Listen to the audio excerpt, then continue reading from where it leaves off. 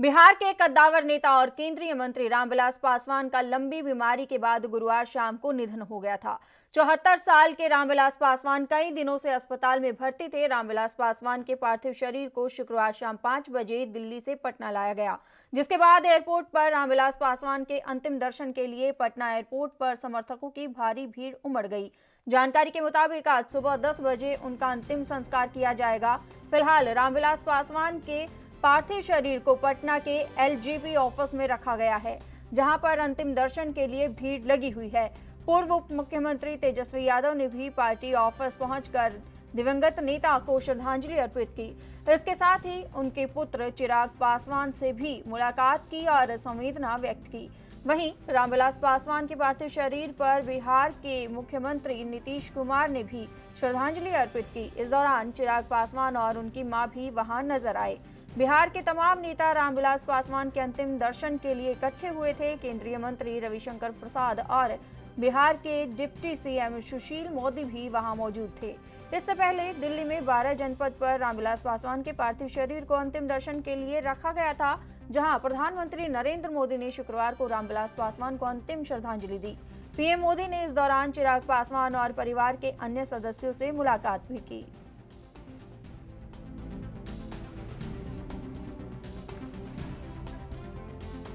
इधर कुछ दिनों पहले उनकी तबीयत खराब हुई थी। हम सबों की कामना थी कि वे स्वस्थ हो जाएं, लेकिन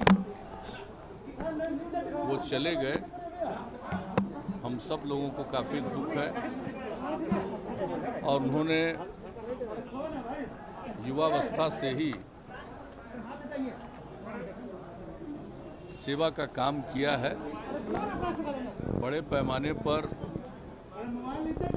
लोगों का उनसे संपर्क रहा है। हम सबों का भी बहुत पुराना संबंध रहा है और उन्होंने जो काम किया है उसको सब दिन याद। ज्यादा जानकारी के लिए हमारे संवाददाता मिथिलेश मिश्रा लाइव जुड़ गए हैं। मिथिलेश, आपसे जानना चाहेंगे, बिहार की राजनीति में जाना माना नाम और केंद्रीय मंत्री रामविलास पासवान का आज अंतिम संस्कार किया जाएगा। क्या समय बताया जा रहा है, किस समय उनके पुत्र जो हैं वो उनको मुखाग्नि देंगे? महज अब चंद घंटे ही रह गए हैं जब उनकी अंतिम संस्कार की जाएगी और पटना के जो बांस घाट है वहां पे उनकी अंतिम संस्कार की जाएगी और उसको लेकर के पूरी राजनयिक और राजनेता वो लगभग वहां मौजूद हैं। अभी उनको अब उनके आवास के पास में रखा गया है, खास करके और उनके तमाम परिवार जो लोग भी हैं उनके हितैषी और इसके साथ में उनके जो रिश्तेदार और खास करके कार्यकर्ता उन सारे लोग वहां पे उपलब्ध अभी दिखाई दे रहे हैं। और ये भी वहां पे दिखाई दे रहे हैं कि जितने भी खास करके राजनीतिक दल के जो लोग हैं, अगर देखें तो अलग अलग दल के एलजीपी से हटा करके भी अगर बातें सीधे करें तो वहां पर भी लोग दिखाई दे रहे हैं। यानी सीधे तौर पे ये कह सकते हैं कि अभी जो खास करके एलजीपी के जो सुप्रीमो रहे हैं उनकी जो दिवंगत होने के बाद में कई राजनीतिक नेता उस यहाँ पर उपलब्ध है और यहाँ पर ये भी देखने को मिल रहा है कि यहाँ पर किसी भी तरह का कोई भेदभाव भी नहीं है और खास करके राजनीति की बातें यहाँ पे नहीं की जा रही है, बल्कि आमतौर पे जिस तरीके से एक व्यवहारिक बातें की जाती है, एक संस्कारिक बातें की जाती है, यहाँ पे दिखाई दे रहा है। तो आज अंतिम दिन है उनकी अंतिम दर्शन के लिए और आज लगभग 10 बजे के उनका टाइम रखी गई है और यहाँ से लोग धीरे धीरे अब लगभग तैयारी हो चुका है और कुछ करने के लिए तैयारी भी कर चुके हैं लोग और सीधे यहाँ से अंतिम संस्कार यानी कि करने के लिए निकलने वाले हैं। उनके पुत्र चिराग पासवान और सारे लोग यहाँ पर उपलब्ध हैं और चिराग पासवान के अलावा बाकी जो रिश्तेदार हैं वो लोग भी हैं। लेकिन कल एक जो बात सामने में आई थी एयरपोर्ट पे वो भी कहना जरूर चाहेंगे कि उनके जो दामाद थे और उनकी जो बेटी थी उनको अंतिम दर्शन के लिए जब उनको रिसीव करने की बातें आई थी को तो उस समय वहां पे उनको जाने नहीं दिया गया। मिथिलेश, क्या वजह बताई जा रही है, क्यों नहीं उन्हें अंतिम दर्शन करने दिए गए? देखिए वहां पे जिस तरीके से प्रोटोकॉल बनाई गई थी, जो नियमावली बिहार सरकार ने बनाया था, जिन लोगों के नाम को अंकित कर करके वहां पे पहुंचने की बातें कही गई थी, उनमें 2 लोगों का नाम नहीं था जिनमें उनके दामाद थे और उनकी बेटी थी। मामला चाहे जो भी रहा हो, लेकिन उनको अंदर नहीं जाने दिया गया था और सीधे तौर पर जो सुरक्षा कर्मी थे उन्होंने कहा कि ये लोगों को अंदर इसलिए नहीं जाने दिया गया है, इन लोगों के नाम अंकित नहीं थे। तो मामला जो भी था लेकिन उन लोगों को मिलने नहीं दिया गया था और अब यहाँ पे पहुंच चुके हैं, सारे रिश्तेदार यहाँ मौजूद हैं, उनकी बेटी भी मौजूद है, उनके दामाद भी मौजूद है, उनके बेटे भी मौजूद है और अंतिम दर्शन की तैयारी भी लोग कर रहे हैं। और खास करके जिस तरीके का वहाँ पे तैयारी करनी चाहिए थे, लगभग पूर्ण हो चुके हैं, माला से सजे हुए सारे। लेकिन यही है कि कई लोगों की आंखों में आंसू आज दिखाई दे रहा है कि जो राजनीतिक दल के बाहर के जो लोग हैं, जिन्हें लोजपा से अलग राजनीति कर रहे थे, उन लोगों की आंखों में भी आंसू दिखाई दे रहे। जब तेजस्वी से हमारी बातचीत हुई थी उस समय, तो तेजस्वी ने भी कहा था कि मेरे पिता के बहुत ही निकट कर्मी हुआ करते थे, बहुत अच्छे दोस्त हुआ करते थे, आज वो नहीं है, मेरे पिता के तुल्य हुआ करते थे। तो ये कहा जा सकता है कि कई राजनीतिक दल के लोग भी जो थे वहां पे जो आंखों में आंसू लिए हुए हैं और अंतिम विदाई कर रहे हैं। जी सलोनी। बिल्कुल मिथिलेश, अगर राजनीति से इतर देखा जाए तो पारिवारिक संबंध भी होते हैं। ऐसे में तमाम जो नेता है वो इस समय चिराग पासवान के साथ खड़े हुए हैं, नजर आ रहे हैं उनके साथ खड़े हुए और सांत्वना दी जा रही है।